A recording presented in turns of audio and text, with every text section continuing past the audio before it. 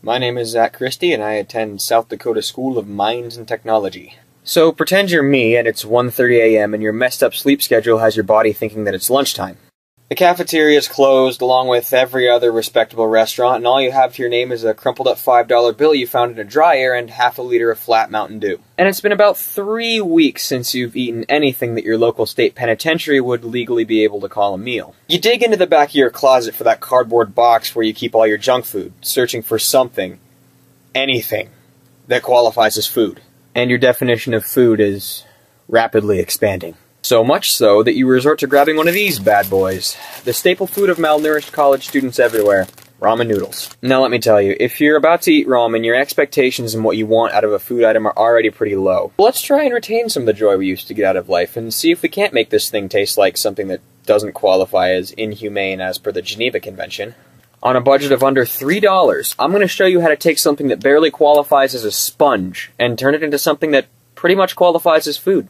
Thankfully, Walmart's open all night. First, you've got green onions. I focused on making these items as non-perishable as possible so that you can keep them around as long as you can. And while green onions are technically a fresh vegetable, I've found that they can retain their crunchy freshness after sitting on a desk for about 9 days. After adding chopped green onions to your ramen, you may notice an intense tingling sensation in your mouth when you eat it. Do not be afraid. This sensation is known as taste. Either that or you have an onion allergy. Next you have peas and carrots, your basic filler vegetables. These will add various new colors and shapes to your ramen, which will fool your inner 6-year-old into believing that it tastes good. And if any part of you still cares about nutrition, they're a great source of vitamin A and fiber. In lieu of meat, which, albeit delicious, is short-lived and mildly expensive, you can add mushrooms to your ramen. They're robust in flavor, low in fat, contain protein, and are a great addition to any dish once you get over the fact that they're a fungus. If you've got a little flexibility in your budget, say $5, then you can be a little more adventurous. You can try vegetables like spinach, snap peas, baby corn, or bamboo shoots. Or even some additions to your broth, like soy sauce, milk, sesame oil, or hot sauce. Most of these can be borrowed from the cafeteria. Or hey, just upgrade from the salt solution that some hilarious ramen manufacturer labeled chicken, and spring for some actual chicken broth. Just make sure that you have all the equipment that you need first. You're going to need a cooking pot, a spoon to stir it with, and the ability to boil water. You can also turn ramen into a stir-fry. Just make sure that you don't boil your noodles all the way through, or else when you cook it again with the rest of the vegetables, you're going to end up with a gelatinous pile of mush. That being said, let's head over and see what we can do. Okay, so the first thing you're going to need is water, so just put enough in there to cover up this weird little noodle cake thing. Then set that on your oven on a high enough heat that it should come to a boil after a little while.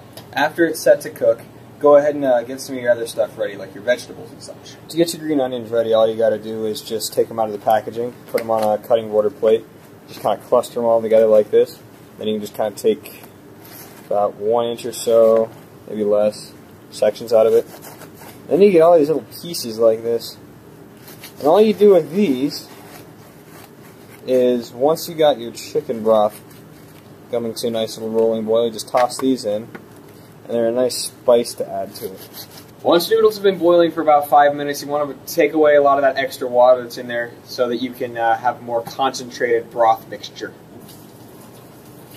Now you can start throwing in a bunch of vegetables and stuff that you already have. So this is where you would throw in your broth mixture and your green onions. And make sure that you actually have a can opener. If you don't, you can get these things with pop tabs.